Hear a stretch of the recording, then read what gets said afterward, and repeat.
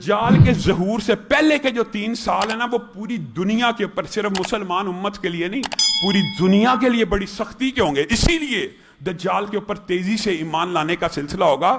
وجہ سن لیجئے، حدیث کے الفاظ یہ ہیں 3 سال اتنی شدت کے ہوں گے۔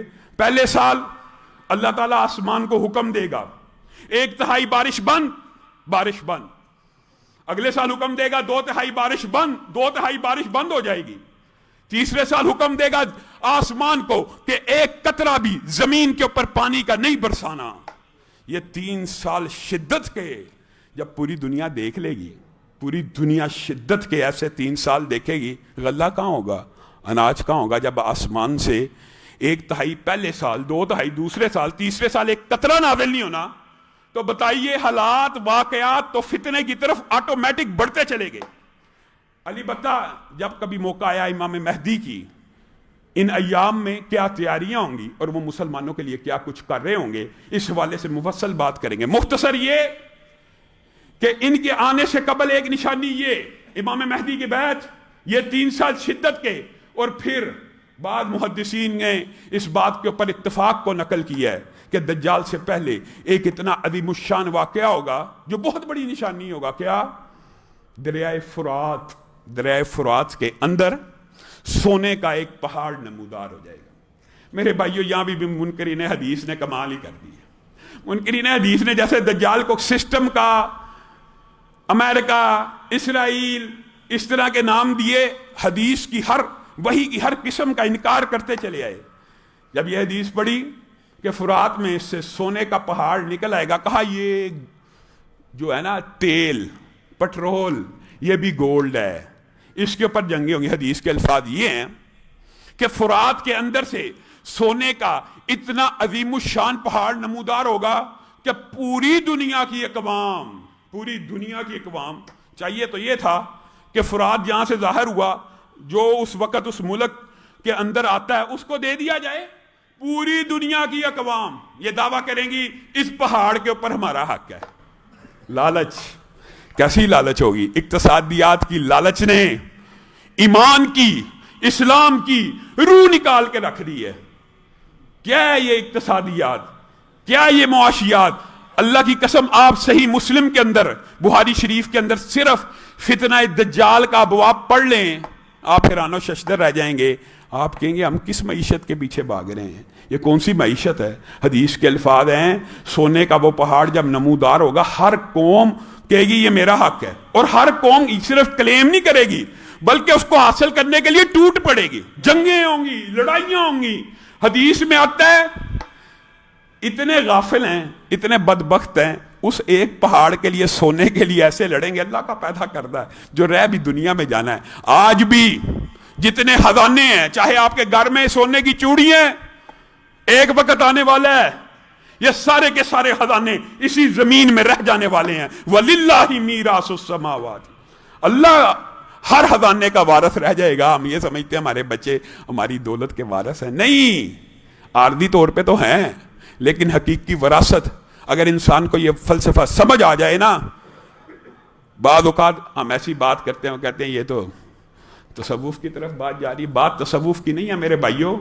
اگر حدیث رسول کے اوپر اعتقاد ہو نا، ایمان ہو، رسول اللہ صلی اللہ علیہ وسلم نے بعض حدیثیں ایسی نہیں بیان کی جن کے اندر ماضی کا صیغہ استعمال کیا ہے نا، جس نے مؤذن کی اذان کا جواب دیا، مختلف حدیثیں ہیں جس نے یہ پڑھا، وہ کیا ہو گیا؟ دخل الجنہ۔ یہاں پہ جو صیغہ ہے وہ ماضی کا ہے۔ ماضی کا صیغہ مستقبل کے لیے جب استعمال کیا جاتا ہے تو مراد کیا ہوتی ہے؟ مراد یہ ہوتی ہے کہ وہ جنت میں داخل ہو گیا، ہو چکا ہے، ہو جائے گا نہیں، وہ ہو چکا ہے، کیونکہ اللہ کے رسول نے کہہ دیا جو یہ عمل کرے گا وہ داخل ہو گیا، وہ سمجھے میں داخل ہو چکا ہوں۔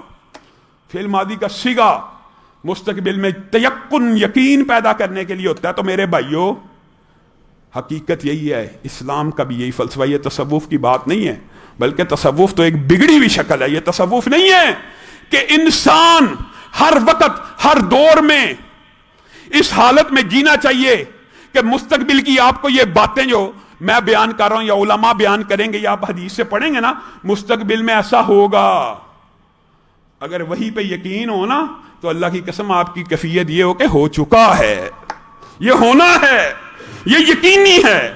جنت اور جہنم کے واقعات آپ سنتے ہیں، آپ کو لگتا ہے مستقبل کی بات ہے، نہیں میرے بھائیوں، اسلام کے اندر بھی مسلمان امت کو حال میں جینے کا درس دیا گیا، اور حال یہ ہے، مستقبل بھی ایک وقت میں حال ہو جاتا ہے، کل کبھی دور نہیں ہوتا، اور کل بھی آپ کے اور میرے لیے ایک وقت ایسا آنا، حال ہو جانا ہے۔ اور جب حال ہو جانا ہے تو کس چیز کی بغاوت ہے؟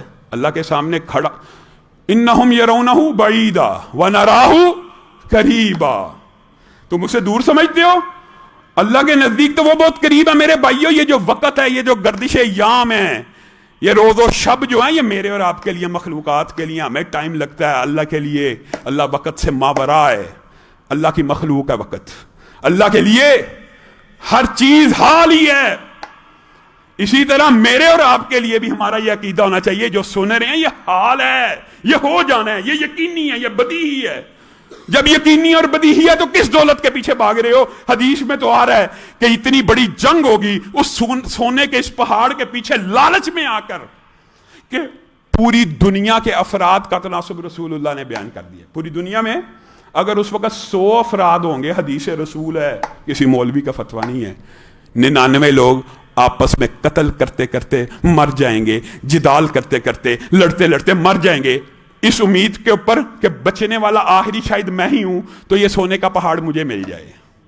اور حدیث کے جو، اگر آپ فتنے کی یہ حدیثیں پڑھیں نا، تو اللہ کی قسم انسان حیرت زدہ رہ جاتا ہے۔ رسول اللہ صلی اللہ علیہ وسلم نے فرمایا، یہ تو بعد کے ایام کی باتیں ہیں، لیکن میں آپ کو صرف موضوع کی مطابقت سے یہاں بیان کر رہا ہوں، ایک وقت ایسا آنے والا ہے، یہ جو گھوڑے ہیں نا، یہ جو بھینسیں ہیں، یہ جو ہیرے جواہرات ہیں، ایک وقت امت کے اوپر ایسا بھی آنے والا ہے، ان کی قدر و قیمت مسلمان امت کی نظر میں حضرت امام مہدی کے بعد، حضرت عیسیٰ کے آ جانے کے بعد، دنیا کو امن سے بھر دینے کے بعد اتنی حقیر رہ جائے گی، اتنی حقیر رہ جائے گی کہ چند دینار کا بھی لوگ گھوڑا نہیں خریدیں گے، کیونکہ آخرت کی فکر لاحق ہو جائے گی۔ جب حقیقت ہو جاتی ہے نا انسان کے دل میں، اس کو پتہ چل جاتا ہے یہ درہم و دینار کوئی چیز نہیں ہے، یہ سونے کا پہاڑ نمودار ہوا، 99 لوگ حدیث میں آتا ہے قتل کرتے کرتے ایک دوسرے کو مر جائیں گے، ایک بندہ بچے گا، ہر 100 میں سے صرف ایک بندہ بچے گا۔ پھر حدیث کے اندر جو دجال سے قبل کی نشانی ہے، آپ کے سامنے پہلے بیعت رکھ دی، پھر 3 سال شدت کے رکھ دیے، پھر فرات